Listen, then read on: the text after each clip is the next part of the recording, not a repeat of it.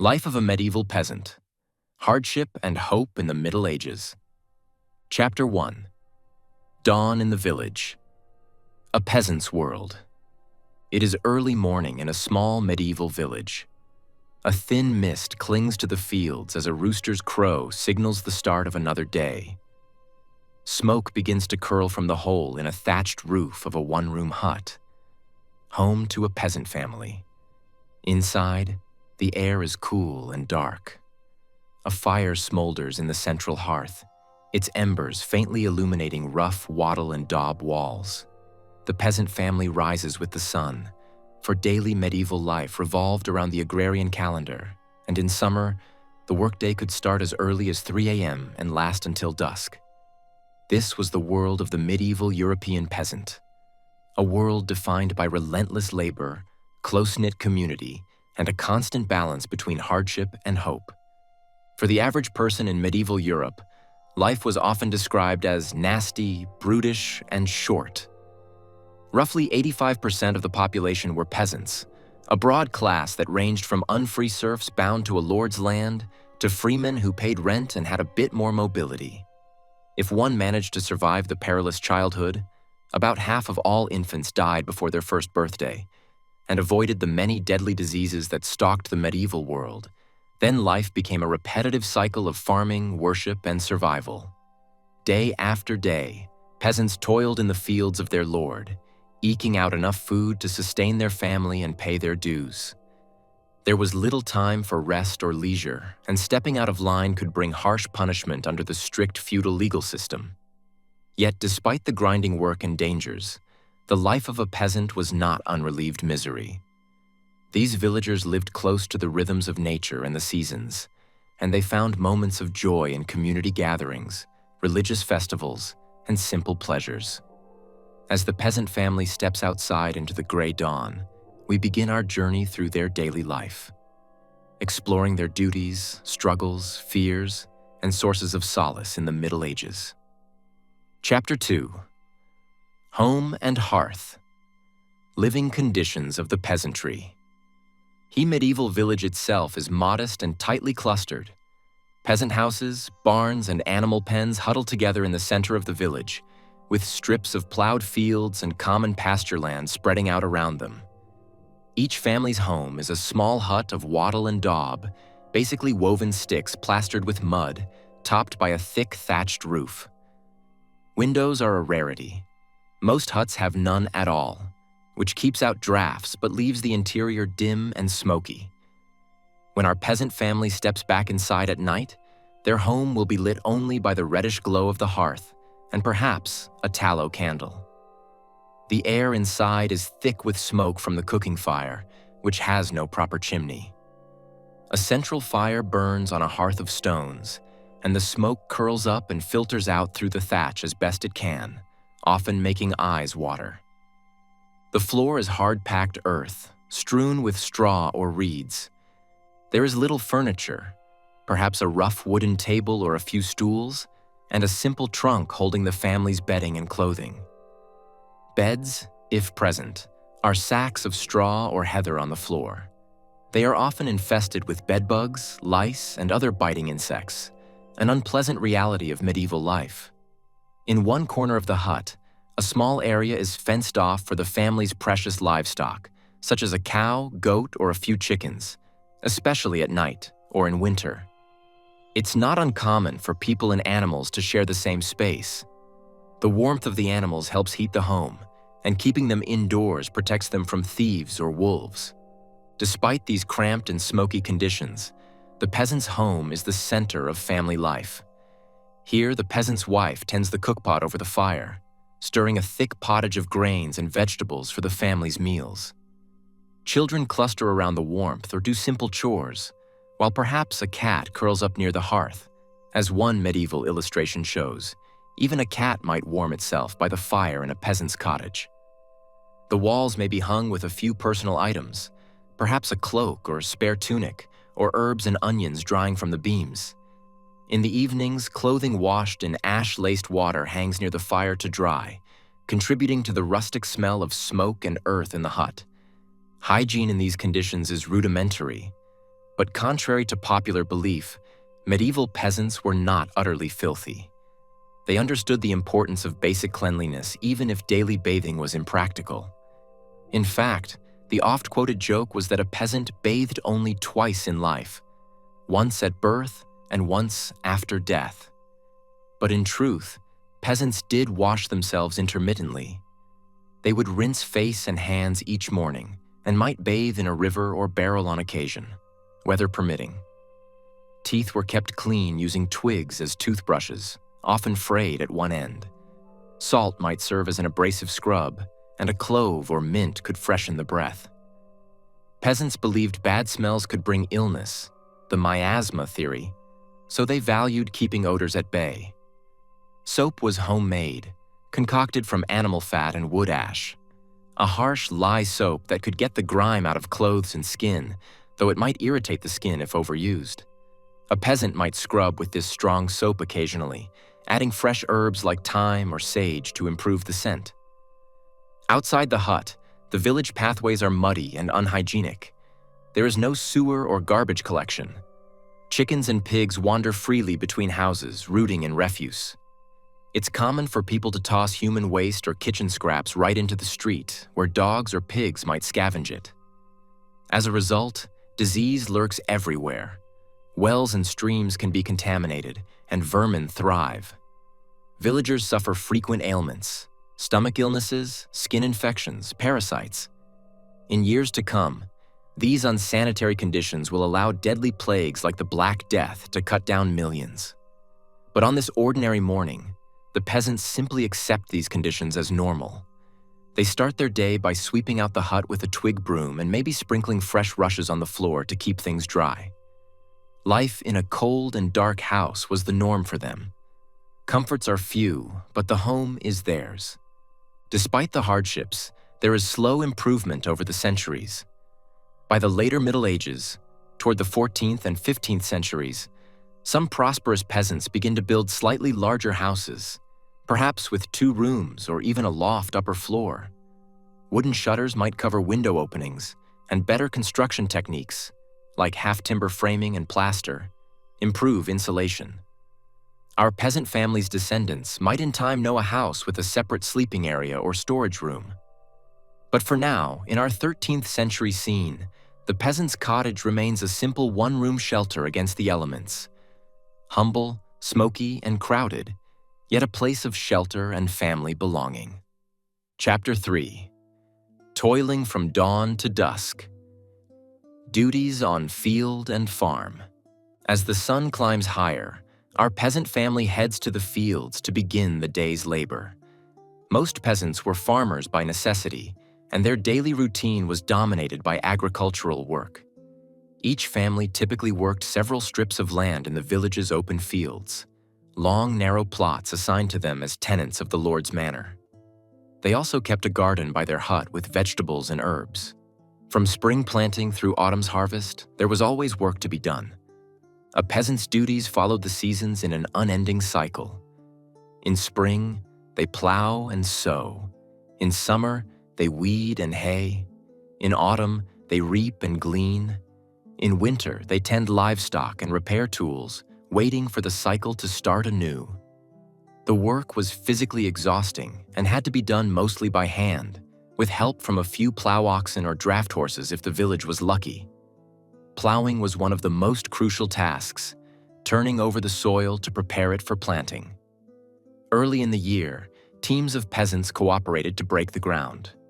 One medieval manuscript image shows exactly this: a peasant guiding a heavy plow drawn by oxen across the field, the earth turning in furrows behind him. By the high Middle Ages, technology had improved farming somewhat. The introduction of the heavy moldboard plow around the 10th century made it easier to cut through the heavy clay soils of Northern Europe. Later, the invention of the horse collar allowed horses to pull plows without choking, increasing efficiency. Thanks to these innovations, a team of horses could plow faster than oxen, and fields could be tilled more quickly, giving peasants a bit more time for other tasks. Still, not every village could afford horses. Many, like our peasant family's village, relied on oxen which were slower but sturdy. Once the fields are plowed, sowing the seeds is next. Our peasant casts handfuls of rye and barley seed in broad arcs across the soil, hoping for good yields. The typical crops include rye, oats, barley, wheat, and peas. Family members might follow behind, lightly covering seeds with soil using forks or harrows made of wood. Through spring and summer, peasants weed the fields by hand and scare off crows and other pests that could devour precious grain. They also take turns cutting hay in meadows for animal fodder, swinging their scythes through tall grass in the hot sun. Much of this work is cooperative. Peasants helped each other during labor-intensive tasks like plowing and haying. One man's ox might pull another's plow. Women and children from several families might join to gather the hay or glean leftover grain after harvest. This cooperation was born of necessity and built strong bonds in the community. Late summer brings the harvest, the climax of the farming year. Men and women reap the grain with sickles and scythes from sunup to sundown. It is back-breaking work, bending, cutting, tying bundles. The whole village, young and old, takes part. A famous painting, The Harvesters by Peter Bruegel, though from the 16th century, a bit later than our medieval scene, vividly shows peasants in a golden field cutting wheat, while some pause to eat their meager lunch of bread and cheese in the shade of a tree. Harvest time was critical. If crops failed, peasants faced starvation. Thus, every able-bodied person turned out to bring in the crops before autumn rains. Threshing follows, beating the harvested grain with flails on the barn floor to separate the kernels from the chaff. In the Luttrell Psalter, a 14th century English manuscript, there's an illustration of peasants threshing. Two workers swing long flails rhythmically, pounding the wheat, while another winnows the grain by tossing it in the air so the chaff blows away.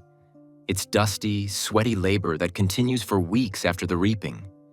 In addition to field work, peasant duties included many other tasks to keep the farm and village running. Tending livestock. Every day, peasants care for pigs, chickens, cattle, sheep, or goats if they have them. They lead animals to pasture at dawn and pen them at dusk. A village swineherd or shepherd might be appointed to tend the community's pigs or flocks during the day. Milk from cows or goats must be turned into butter and cheese. Sheep may be shorn for wool.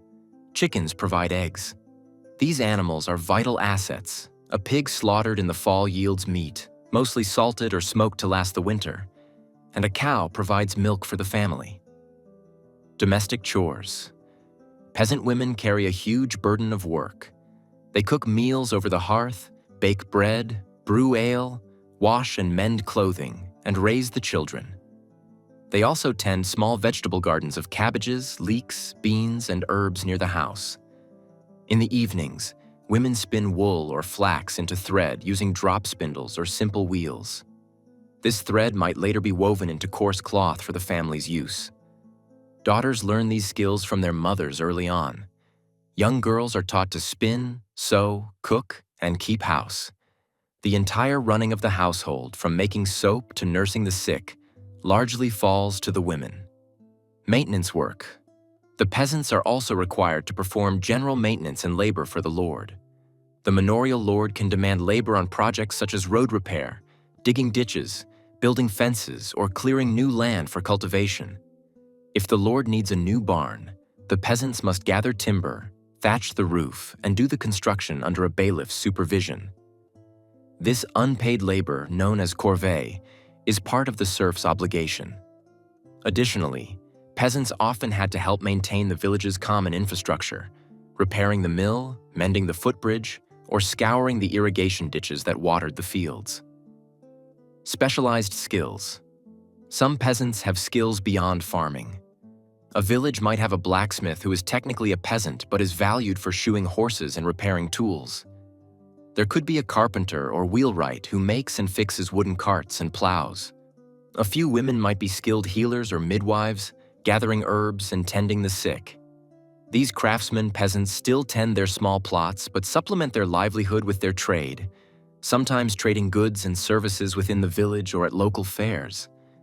Work is so central to peasant life that even children join in from a young age.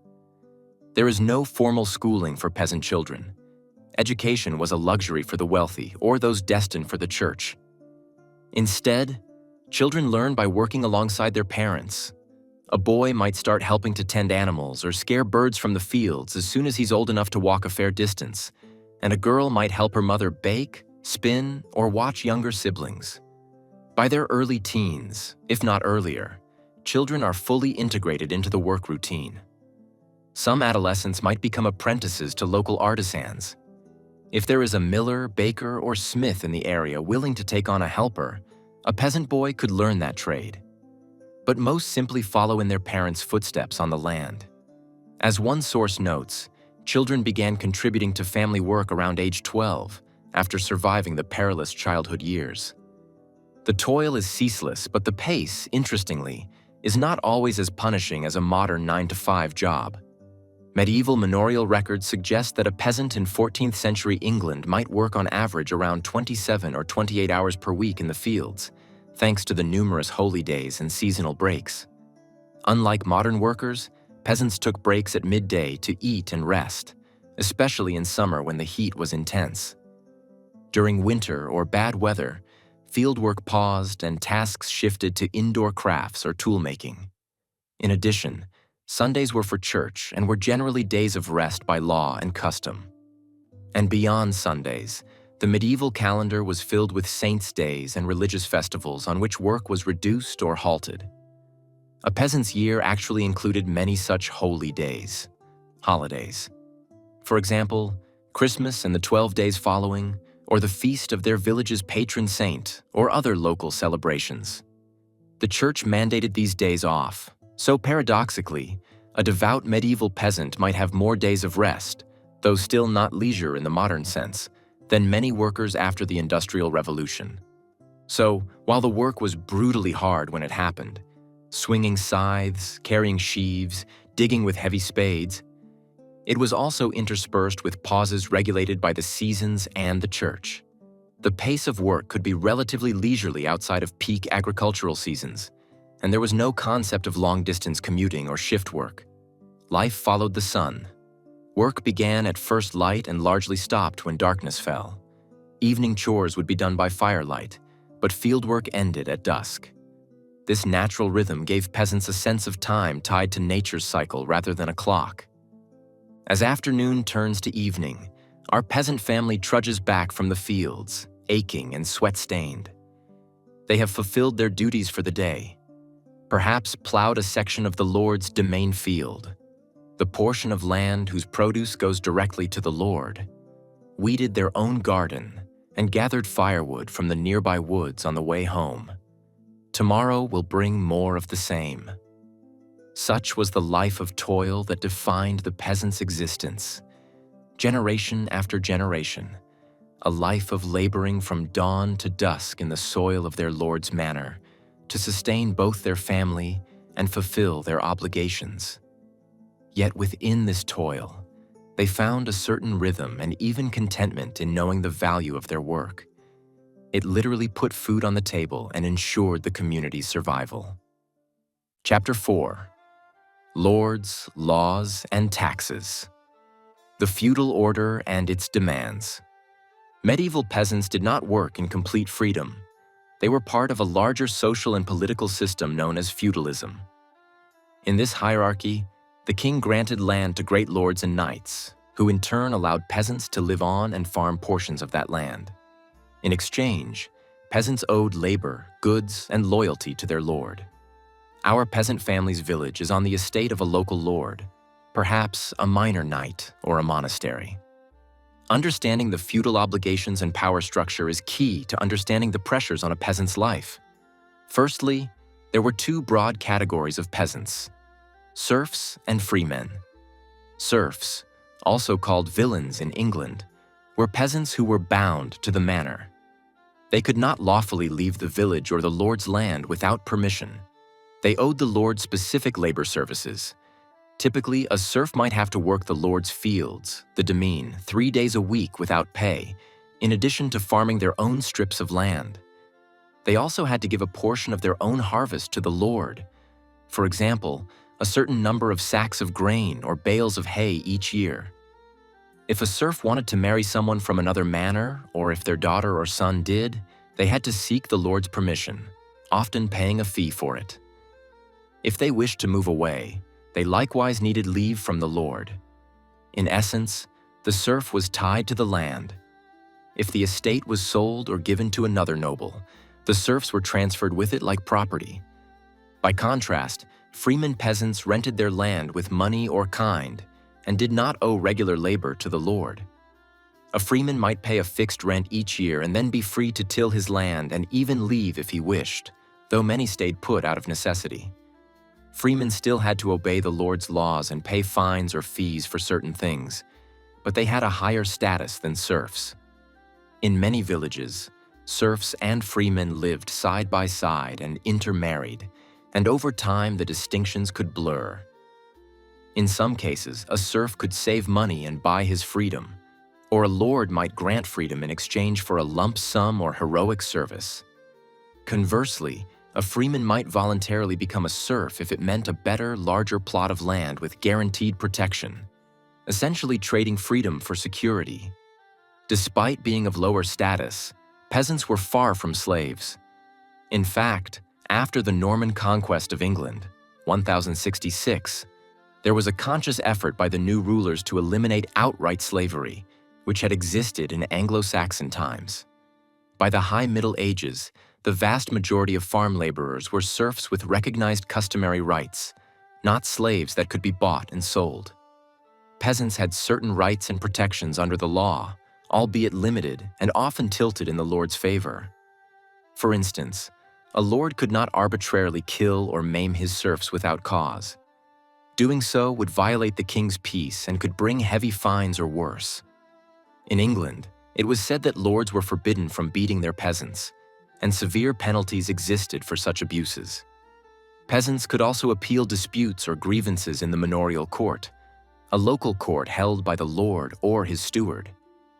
Here, before a jury of villagers, issues like land inheritance, debt, or petty crimes among peasants were adjudicated. While a poor peasant going up against the Lord's steward might not often win, the very existence of these courts shows that law and custom moderated the Lord's power to some extent. However, feudal justice was often harsh.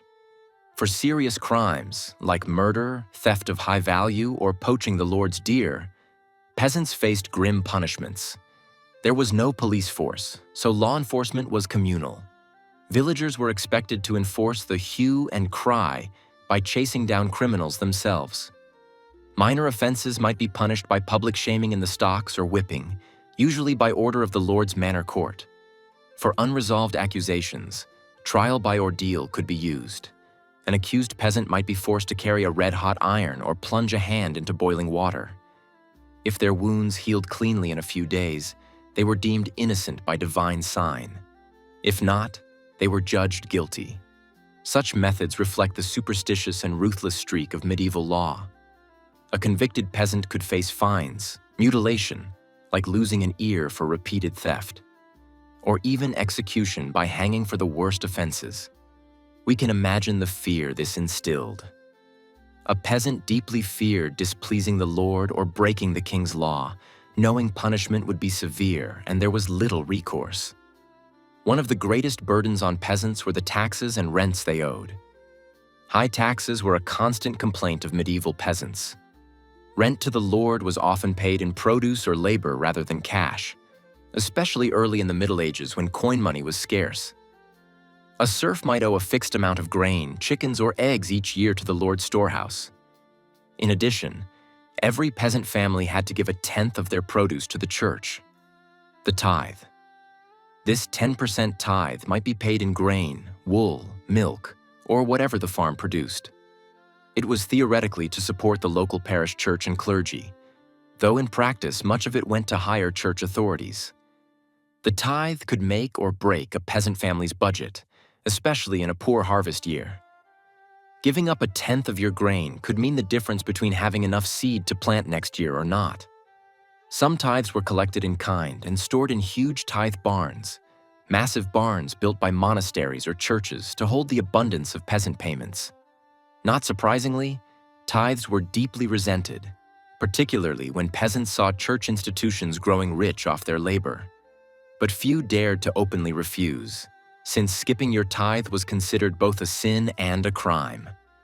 It risked both earthly punishment and the wrath of God as taught by the village priest. On top of rent and tithe, the king's taxes might be levied occasionally.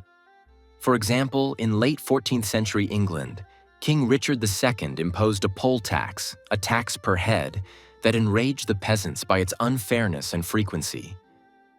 The records of who owed what were often kept in documents like the Domesday Book, a great survey ordered by King William the Conqueror, so the authorities knew exactly how much each village was supposed to pay. Taxes were inescapable.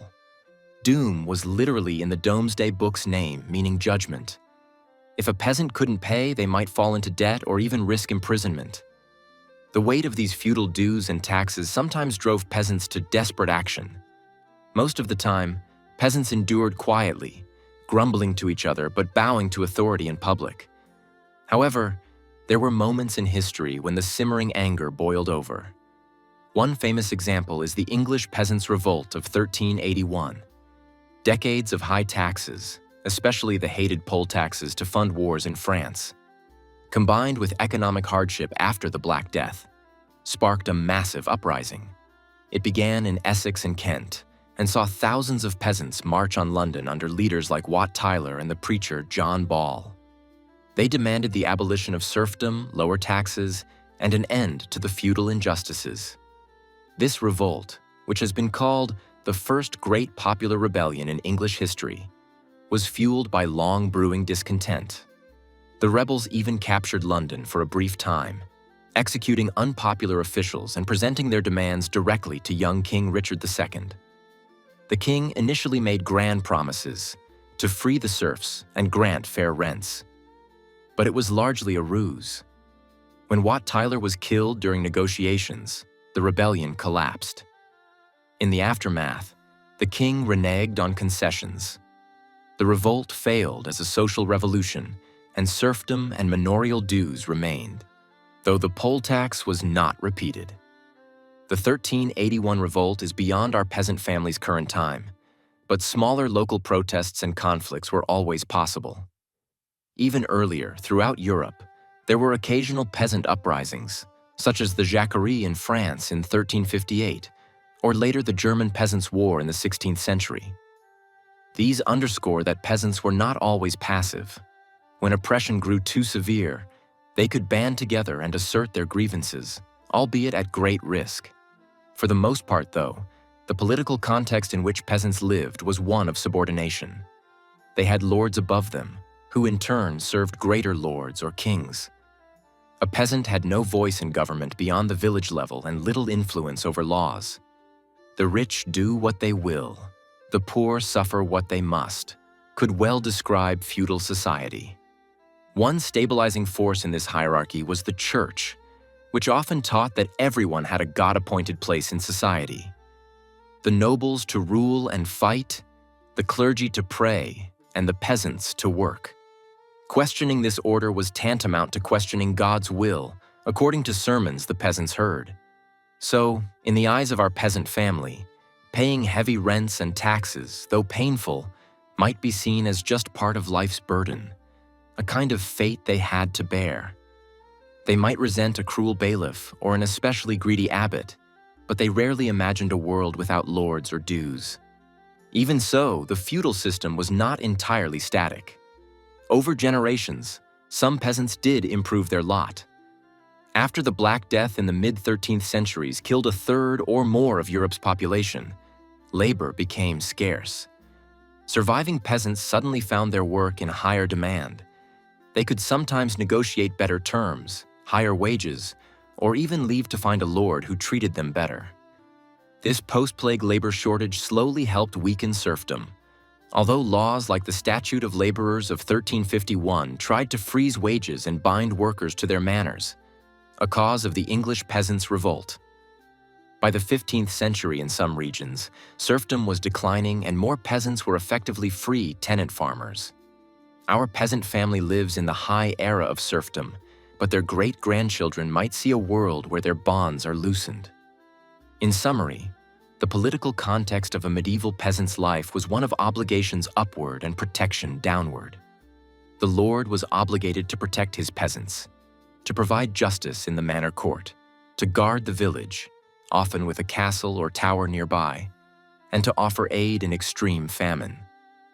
In return, the peasants fulfilled their feudal duties: rent, labor, and loyalty. It was a system that could be exploitative, yet it bound society together in a mutually understood contract.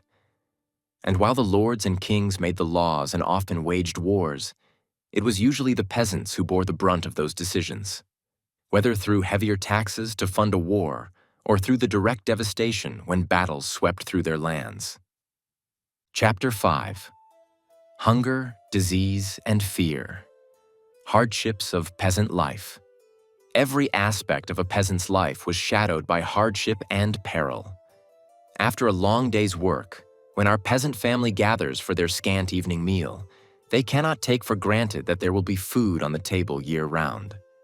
Starvation is a real and present danger if the harvest fails.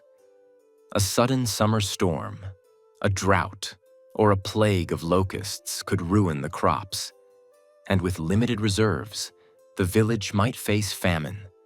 Medieval peasants lived on the edge of subsistence. In lean years, they mixed bark or acorns into their flour, or boiled nettles and herbs for soup, doing whatever they could to survive. The diet of a peasant was basic and repetitive, but in good times it was adequately nourishing. Bread was the staple. Thick brown bread made of barley, rye, or oats. Wheat was grown, but the fine white bread made from it was usually reserved for the lord's table. The peasant's bread was darker and coarser, but ironically healthier than the refined white bread of the nobility, being full of fiber and nutrients. Alongside bread, peasants ate pottage, a kind of stew or porridge made by boiling grains with vegetables like cabbage, leeks, or beans. They flavored it with a little salt or herbs from the garden. Vegetables were plentiful when in season. Onions, garlic, carrots, turnips, and peas were common foods. Many peasants also foraged from the wild. Berries, nuts, and mushrooms gathered in the woods supplemented the diet. Meat was far rarer. Peasants could not afford to slaughter their draft animals, and game like deer was usually off-limits, reserved for the nobility's hunts under strict forest laws. However, almost every peasant family kept a pig or two, as pigs were inexpensive to feed, they could forage in the woods, and provided a great payoff in meat. A popular saying was, "A pig is the peasant's beef." In the fall, a pig would be butchered, and pork salted down for winter, providing precious protein in the cold months. From the pig, they got not only meat but also fat for lard and offal that could be made into sausages or puddings. Bacon was a staple winter food for those who had a pig. It was common enough that even poor town dwellers might keep a pig. At times, laws were needed to manage the swine running about even in cities, since nearly every family owned one. Aside from pork, a peasant occasionally might eat mutton or chicken, but these were more valuable alive, for wool and eggs, and usually only eaten if old or if there was some celebration. Dairy products filled in the gaps. Milk, cheese, and butter were important parts of the diet and were available to most peasant households that kept a cow or goat. Cheese in particular could be stored for months and provided protein and calories. Interestingly, fish was another source of nutrition. Many villages lay near rivers or streams, and peasants were generally free to catch fish for their own use. In fact, fish like herring or dried cod were traded widely and sometimes part of the common diet. In some regions, there were even specific allowances for peasants to fish on certain days.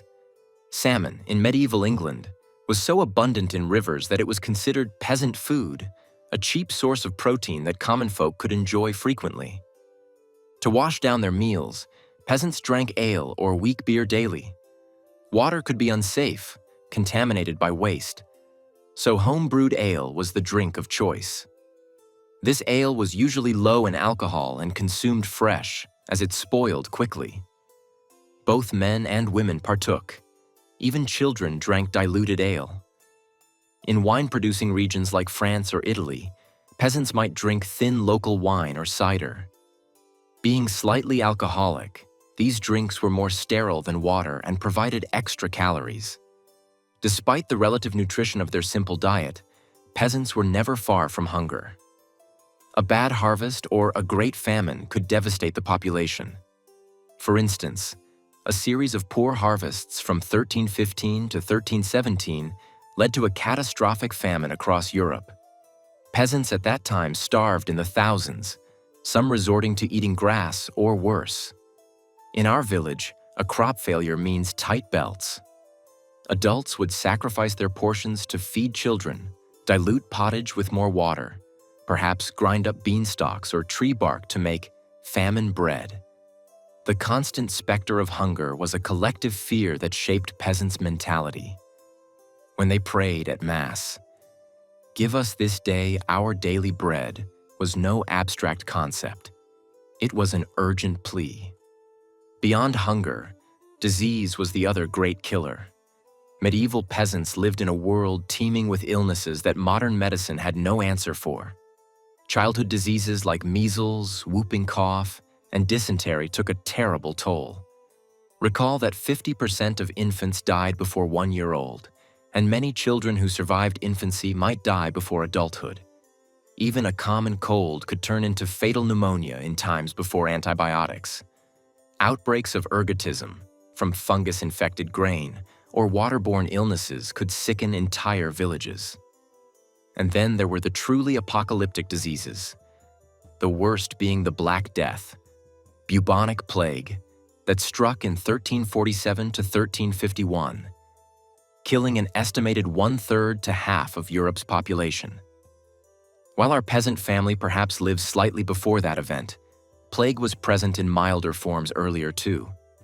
They also feared smallpox, leprosy, tuberculosis, consumption, and the ever-present fevers, malaria in some regions, typhoid, etc., that could sweep through unsanitary villages.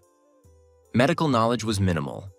If a peasant fell ill, they relied on herbal remedies, prayers, and the local wise woman or barber surgeon who might have a few rudimentary skills. For a fever, one might drink a brew of willow bark, an early form of aspirin. For a stomach ailment, chamomile or mint. But for serious disease, there was little to do. The average life expectancy at birth was very low, often quoted around 30 to 35 years, though this is skewed by infant mortality. If one survived childhood, one might live into one's 50s or 60s, but that was considered a full life. Many women died in their prime. Perhaps 20% of women died from complications of childbirth, making childbirth one of the most dangerous moments in a woman's life. Our peasant mother knows this risk each time she's with child. She might have had many pregnancies, but only a few children survived to run around the yard. Another fear lurking in the medieval peasant mind was violence and warfare. While peasants were not warriors, they were often caught in the crossfire of lordly conflicts or raids. A feud between nobles might result in one's village getting raided by mercenaries or burned by a rival army. Castles provided some protection, but if a war band came, peasants might scatter to the woods or hide what they could. In border regions or frontier areas, raiders, whether bandits, enemy soldiers, or even Vikings in earlier medieval centuries, could swoop in, stealing grain and livestock or torching homes. The very castle that offered protection could also draw trouble. An invading force might siege the castle and ravage the surrounding farms. Peasants had little means to defend against armed warriors. They could only pray for peace and try to endure when war passed their way. Even in times of peace, lawless violence was a concern. With no standing police, the roads between towns harbored bandits. A lone peasant traveling to a market risked being robbed of his few coins, or even kidnapped for ransom if he was mistaken for someone wealthier. Within villages, disputes could turn violent too. A drunken brawl at the alehouse or a quarrel over land boundaries might end in injury or death. The community's tight bonds usually kept the peace, but sometimes justice had to be meted out if, say, one villager murdered another. The fear of punishment, like the gallows, and social shame helped deter some crime, but not all. Additionally, medieval peasants lived in an environment of superstition and spiritual fears. The night was very dark and full of terrors in their imagination. Wolves prowling at the edge of the forest, witches casting curses, demons lurking to snatch souls. A sickness in the family might be blamed on a malevolent neighbor's evil eye, or a bad storm on the anger of God or saints. Fear of the supernatural was real. Many peasants wore charms or amulets for protection, like a saint's medallion or a pouch of blessed salt. They might avoid certain haunted groves or say a prayer when passing a lonely crossroad at night. Stories of ghosts, goblins, and fairies, or elves, depending on the region's folklore, would be whispered by the fireside, thrilling and frightening the children. Every village had some lore about spirits, perhaps a white lady seen near the mill, or hellhounds heard baying on the moor on windy nights. Chief among spiritual fears was the fear of hell and divine punishment. The church taught that sin could doom a soul to eternal torment. This was not an abstract idea. It was a visceral fear reinforced by the church's vivid paintings of devils and hellfire. A peasant who broke the church's rules, like working on a forbidden holy day or failing to confess sins, might deeply fear that misfortune in this life or damnation in the next would result. When natural disasters or disease struck, people often interpreted it as God's wrath or a test of faith. For example, during the Black Death, many thought it was God punishing mankind for wickedness. Our peasant family might fast and do penance during hard times, hoping to appease divine anger. In summary, the hardships of peasant life were numerous: grinding physical labor, chronic hunger, rampant disease, the threat of violence, and layers of fear, both worldly and otherworldly. And yet, medieval peasants were not simply cowering victims. They developed coping mechanisms, communal support, and a worldview that let them endure. They accepted that life was hard. Indeed, one common medieval proverb stated, "Man is born to toil as the sparks fly upward." Hardship was seen as the common lot of humanity after Adam's fall. With this acceptance came a certain resilience. Peasants learned to find joy in small things and to fortify themselves with faith and community against the constant insecurity of their lives. Chapter 6: Faith and Piety, the guiding light of the Church. If there was one institution that touched every aspect of a peasant's life from birth to death, it was the Church. Medieval European peasants were, almost without exception, deeply Christian, Catholic in Western Europe, and their worldview was shaped by religious belief. In our peasant family's hut, a small cross made of twigs hangs on the wall. Each morning before heading to the fields, they might mumble a prayer for a good day's work and protection from harm. Each evening, they say grace over their bread. The church bell in the village, or a hand-rung bell if there is no tower, regulates their week, calling them to worship on Sundays and feast days. Every Sunday, peasants were expected to attend Mass at the village church, which was usually the only stone building around, besides perhaps the Lord's Manor. They donned their cleanest tunics and kerchiefs and gathered under the eyes of the village priest. The service, in Latin which most peasants did not understand, still filled them with awe. They witnessed the elevation of the bread and wine, believing in the sacred mystery of the Eucharist. The priest might deliver a homily in the local language explaining a Bible story or warning against sin. Attendance was effectively mandatory, not by force of soldiers, but by the force of community and fear of God. Skipping church was a serious matter. As one article notes, nobody dared break the rule of resting on holy days or working on church land, since it was taught that God would see and punish their lack of devotion. Thus, religious observance was woven into the fabric of life. The church calendar provided structure and occasional respite. Scattered through the year were numerous feast days of saints and great festivals like Easter and Christmas. On these days, the church often required a cessation of labor. For example, there were feast days marking planting, rogation days, and harvest, lammas, etc., where the fields and first fruits would be blessed. Both lord and peasants took those days off to attend church and celebrate. For peasants, a holy day was almost like a holiday. After the Mass and religious observances, it often became an occasion for merriment. More on that in the next chapter. Each village also had its patron saint's day, which was celebrated with special masses and a village festival. Through these observances, the church punctuated the relentless work with moments of communal gathering and hope. Belief was a double-edged sword of comfort and fear.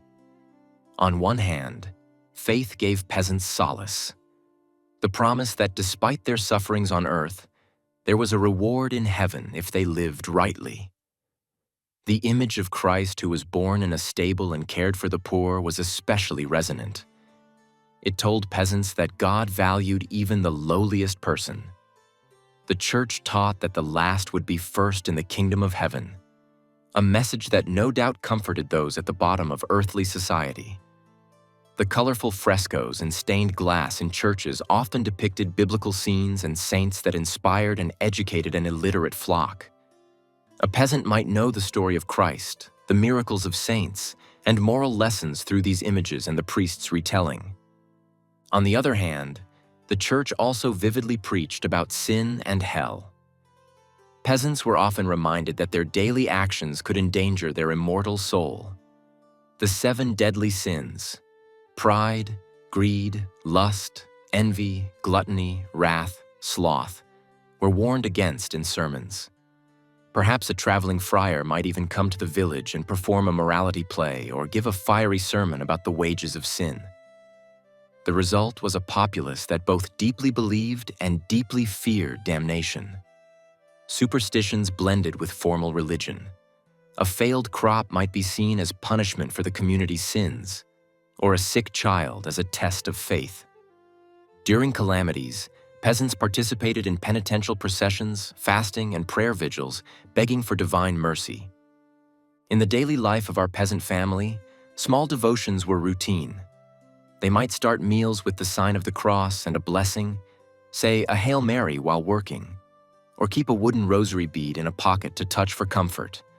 Many households had a bit of holy water or a palm frond from Palm Sunday tucked above a door for protection.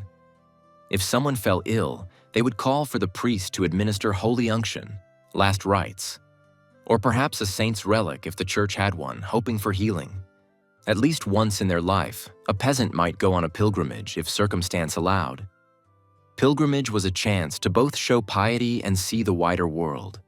Lords generally could not refuse if a peasant wanted to undertake a pilgrimage to a famous shrine, such as Santiago de Compostela or Rome or Canterbury. To do so would seem impious. As one source notes, religious pilgrimages could hardly be denied by lords, and peasants could travel on foot to holy sites. For a peasant who spent most of life within a few miles of home, a pilgrimage of hundreds of miles was a grand adventure, though dangerous and arduous. They might band together with other villagers or join a larger group led by a friar. The journey offered a break from routine and a chance to pray for special favors, perhaps for a child's health or relief from a plague of locusts. It also served as a kind of sanctioned escape from feudal duties for a time. The church also influenced life milestones. Baptism shortly after birth made a child a member of the Christian community. It usually took place in the village church's little baptismal font, with godparents, often relatives or family friends, standing witness. Marriage in the church sanctified the union. Peasants typically married with the church's blessing, after obtaining the Lord's permission if they were serfs. The ceremony might be simple, but it was an important communal event. And in death, the church was there. The peasant would receive burial in hallowed ground in the churchyard, and the village bells would toll. The community believed in praying for the deceased soul in purgatory. The local priest was a pivotal figure in a peasant's life, sometimes one of their own. Many priests in small villages were themselves from peasant stock and lived not much better than their flock, sometimes a bit aloof if he was appointed by a monastery or lord. In an ideal scenario, the priest was a shepherd of souls, offering guidance, teaching basic prayers, and mediating small disputes. However, not all priests were well educated or virtuous. Some might barely know Latin themselves, and a few might be negligent or greedy. One common peasant grumble was about priests or monks who extracted church fees zealously or lived too richly. Still, on the whole, peasants looked to the church for meaning. Beyond formal religion, there was a rich layer of folk belief often tolerated by the church. Villagers might have their own local saints or holy wells reputed to cure illness. They celebrated seasonal rites that had pre-Christian origins but were incorporated into Christian practice. For example, lighting bonfires on Midsummer's Eve, St. John's Day, to ward off evil. An old pagan tradition that the church allowed in modified form. In England, the Midsummer Eve festival included great bonfires, a practice from which the word bonfire, bone fire, supposedly originates. Peasants enjoyed these rites as both pious acts and communal fun. In short, faith was the backbone of medieval peasant life. It helped explain the unexplainable. Its God's will was an answer to many a tragedy. It offered hope of a better existence after death, and it created community solidarity through shared worship. The church in the center of the village was not just a spiritual hub, but a social one. On Sundays after Mass, people lingered in the churchyard, chatting and perhaps engaging in a bit of trade or arranging marriages. The church building was often one of the only places large enough to gather all villagers, so it hosted not just Mass, but sometimes meetings, announcements, and the occasional mystery play or traveling preacher's talk. For our peasant family, their piety is sincere. When their little son fell ill last winter, they lit candles by the statue of the Virgin Mary and prayed each night for his recovery. When the spring sowing was done, they joined the priest in a procession through the fields, blessing the young crops with holy water and asking God to grant a good harvest. Their worldview is one where God and saints are ever present. They truly believe saint. Barbara protects them in thunderstorms, and Saint Anthony can help find a lost cow, and Saint Blaise keeps their throats healthy. Hence, they line up for the annual blessing of throats at his feast. They fear the devil's temptations, but trust that by saying their prayers and living a humble life, they will earn salvation. This faith does not remove their earthly burdens, but it gives them the strength to carry those burdens, convinced that it is all part of a divine plan. Chapter 7. Community and Celebration. Feasts, Fun, and Fellowship. Amid the grinding work and looming fears, medieval peasants found room for merriment and social life. Human nature seeks joy, and even in the Middle Ages, people laughed, played, and celebrated whenever they could. In fact, recent historical insights suggest that peasant life had more opportunities for fun and leisure than we might assume. Not all was doom and gloom, as one historian puts it.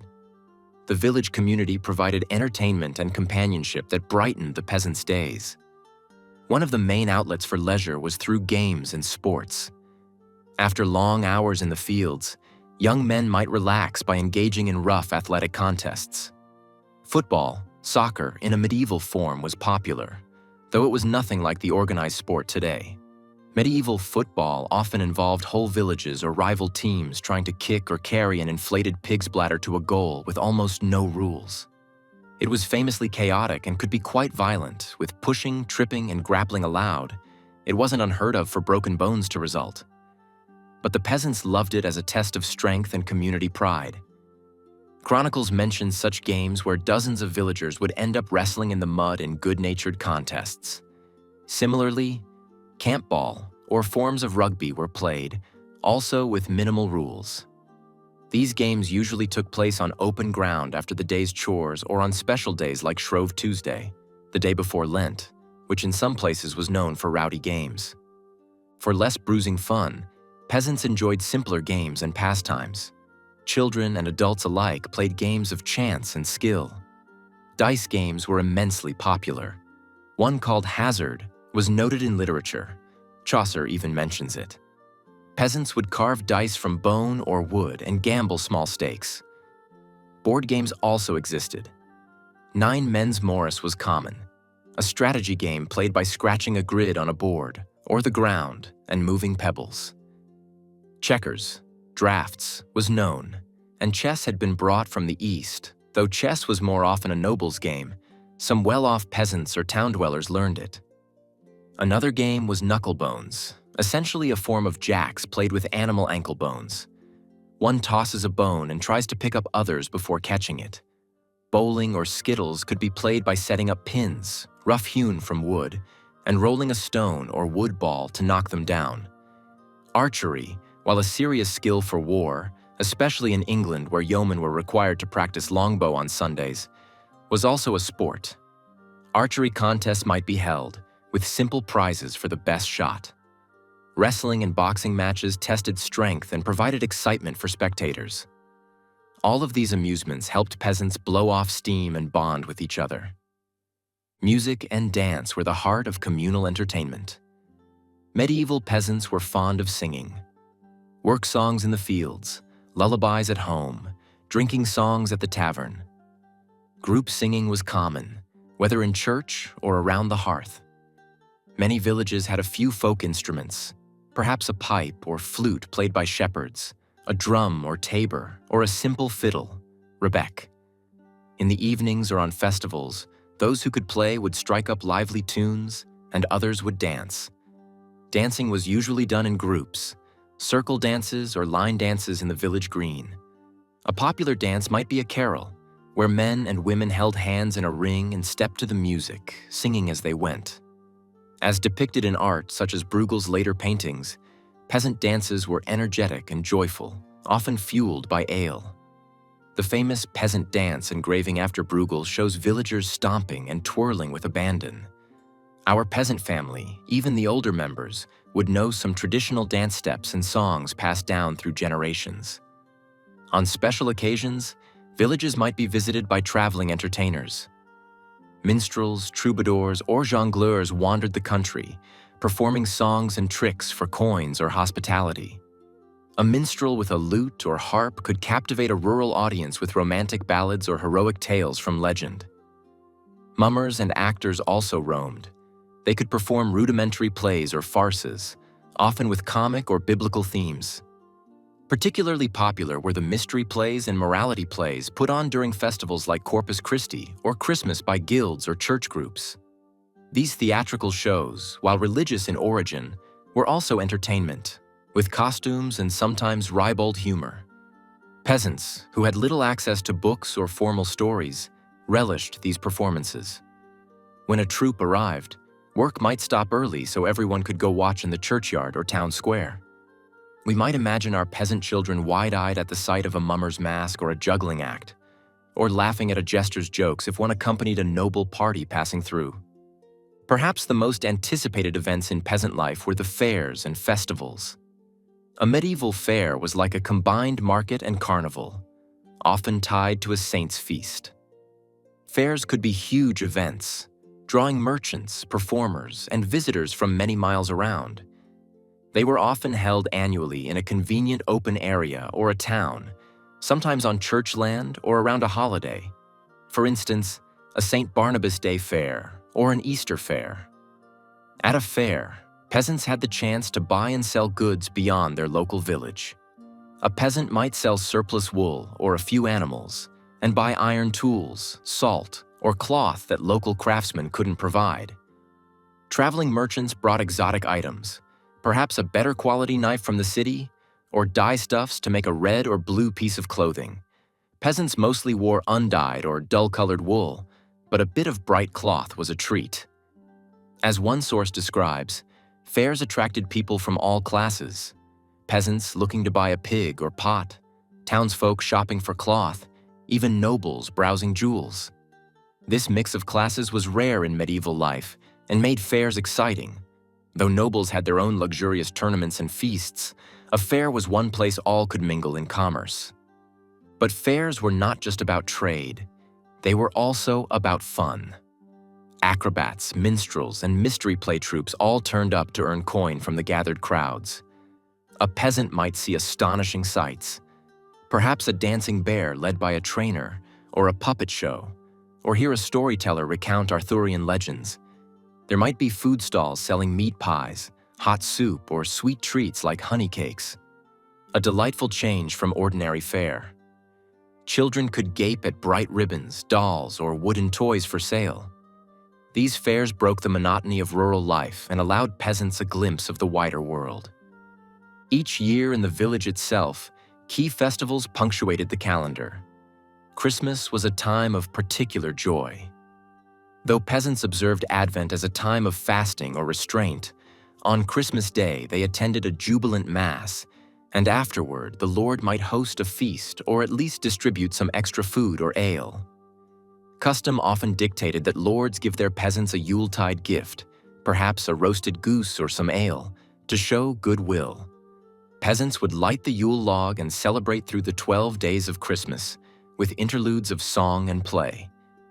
There were traditions like the Feast of Fools in some places, where for a day the lower orders play-acted as bishops and lords in a topsy-turvy merriment, though clergy frowned on excess. Easter in spring brought another wave of celebration after the somber Lent. People wore or exchanged small Easter gifts like colored eggs or new ribbons. There were church processions with flowers, and afterward often games on the village green. Some communities played egg-rolling games or held archery contests on Easter Monday. Between these major Christian feasts were numerous saints' days that each had local customs. For instance, on St. John's Eve, midsummer, as mentioned, villagers built bonfires and sometimes leaped through the flames or smoked their animals to ward off evil and ensure fertility of crops. On May Day, the feast of St. Philip and James, or later just May 1st, villages often erected a maypole decorated with flowers and ribbons, and the young people danced around it to celebrate spring's arrival. Harvest time itself, once the grain was safely gathered, was occasion for the harvest home celebration. Peasants might crown the last sheaf of wheat as a figurative corn mother and carry it in triumph, followed by a feast and drinking provided by the Lord or collectively by the villagers in thanks for the bountiful harvest. Even ordinary Sundays after church could turn into informal gatherings. Alehouses, taverns, in or near the village were key social hubs. Peasants brewed ale frequently. Often each household took turns, or some women were known as alewives, who brewed extra to sell. In the evenings or on rest days, men would gather to drink and talk, while women might socialize while doing communal tasks like laundry at the stream or baking in the Lord's oven. These were times when stories were exchanged, perhaps local gossip or old folk tales. Storytelling was a treasured skill in a mostly illiterate society. We can imagine on a winter night, around the hearth, an elder recounting tales of heroes or fairy stories to wide-eyed children. Family and community bonds were strengthened in these moments of shared culture. Despite differences in rank, sometimes lords and peasants celebrated together, at least in proximity. For example, at Christmas or on the wedding of a lord's daughter, a generous lord might host a great feast in his hall and invite the village. The peasants would sit at the lower tables and enjoy rare treats of meat and pudding and entertainment like a minstrel or juggler. These events reinforced loyalty. A wise lord kept his peasants content by such shows of largesse. On the other hand, a stingy or cruel lord who never allowed festivities would be despised.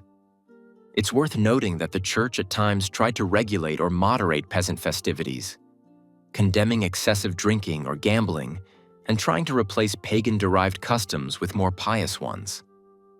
But largely, a balance was struck. Peasants could enjoy their cakes and ale, as Shakespeare later put it, as long as they still attended Mass and kept within moral bounds most of the time. In fact, many holidays themselves were church-sanctioned forms of merrymaking. The attitude was that communal joy was healthy, provided it did not lapse into sin. Thus, the life of a medieval peasant, while laborious, had its climactic moments of joy and camaraderie. Think of the scene at the end of a bountiful harvest. The last cart of wheat comes in. Everyone is exhausted but relieved, and as dusk falls, the fiddler strikes up a tune. The villagers gather on the threshing floor or around a bonfire, sharing jugs of ale. They dance, laugh, and sing under the starry sky, a brief reward for all their toil. As one modern historian noted, entertainment in the Middle Ages helped create and maintain the bonds of family and friendship, providing happiness and meaning in a world that could often be brutal. For our peasant family, these moments, a child's christening celebration, a good-natured wrestling match, a May Day dance, or simply an evening of storytelling by the fire, are the bright threads woven through their otherwise earth-toned tapestry of life. Chapter 8. Sunset on the Village. Reflection and Legacy. The day in our medieval village draws to a close. The sun sets in hues of orange and purple behind the distant woods. Our peasant family gathers once more in their little hut. A thin vegetable stew bubbles in the iron pot over the fire, filling the air with the smell of cabbage and leeks. They break their coarse brown bread and share the meal. It isn't much. Perhaps tonight they have a treat, a bit of salted pork fat or a bowl of peas. But it quiets their hunger. In the dim firelight, their lined faces relax. It is time for rest after another arduous day. As the mother mends a tunic by flickering light and the father carves a new handle for a broken tool, the family might talk in low tones. The children, sleepy, beg for a story. Grandfather obliges with a well-worn tale of heroes, or maybe a local legend of how the village got its name. Outside, beyond the threshold, the night is vast and dark. A wolf's howl might echo from afar, or an owl hoot from the church steeple. But inside, there is a feeling of relative safety. The day's work is done, the door is barred against the night, and the family is together. Before sleep, they kneel for a moment of prayer. They thank God for the small blessings of the day. A good harvest in the field, a healthy baby, the fact that everyone has made it home safe. They pray for protection through the night and for a better tomorrow. Then they crawl onto their straw bedding. The fire dies down to embers, and smoke hangs in the rafters. Under the same roof, a cow shuffles and chews cud in its penned corner, and chickens cluck softly on their perch.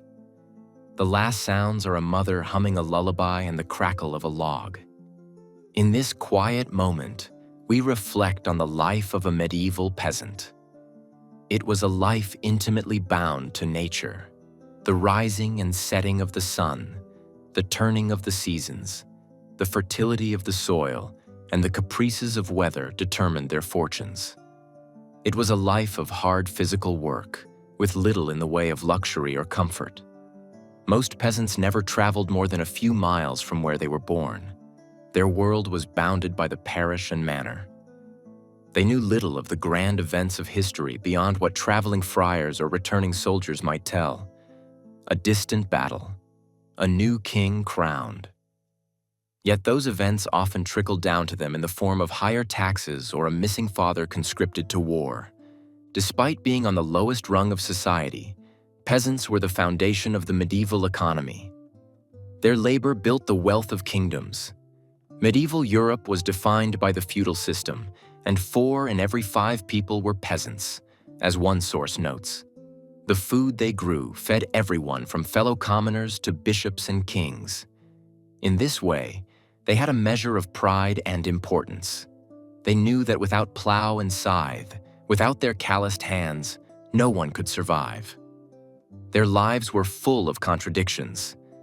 They lived in poverty, yet their world was rich in culture and tradition.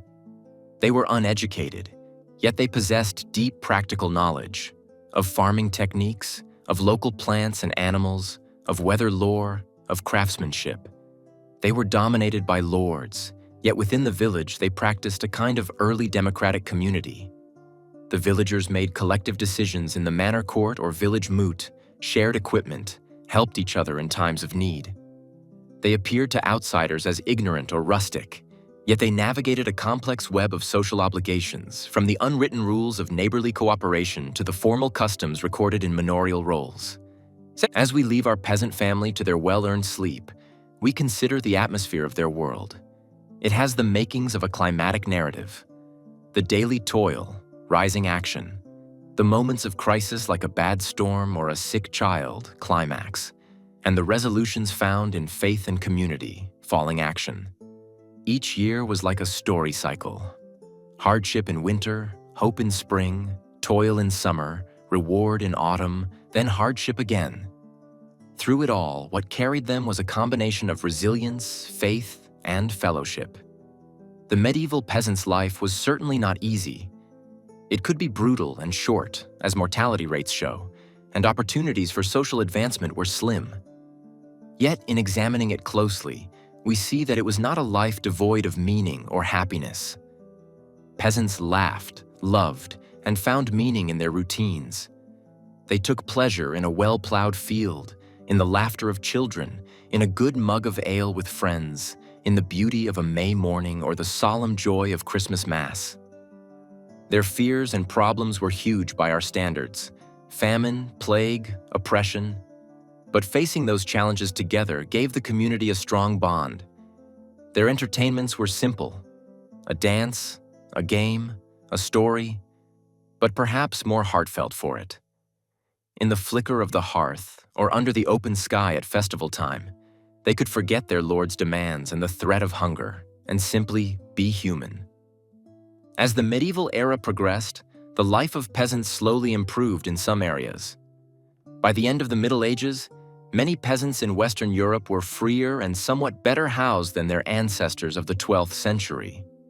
The seeds of change, economic shifts, the decline of serfdom, and the stirrings of the Renaissance would eventually transform the peasantry too. But that is beyond our story. Our story rests in that timeless image of the medieval villager. A man or woman of the soil, coarse-clothed, hands hardened by work, eyes looking up at the same stars we see today, perhaps wondering about the promise of heaven after a lifetime of labor. In closing, the life of a medieval peasant was a tapestry woven of many threads: duty, struggle, faith, and celebration. It had dawn-to-dusk labor in the fields, but also dance and song by firelight. It knew the fear of hunger and disease, but also the comfort of community and belief in God's justice. Atmospheric and evocative as any period in history, the Middle Ages through the peasant's eyes shows us humanity at its most earnest, enduring great hardship with perseverance, finding joy in small blessings, and ever hopeful for a better turn of fortune. As we imagine the smoke rising from that humble cottage into the night sky, we recognize the resilience of the human spirit that allowed medieval peasants, our ancestors, more often than not, to survive and quietly shape the world that would follow.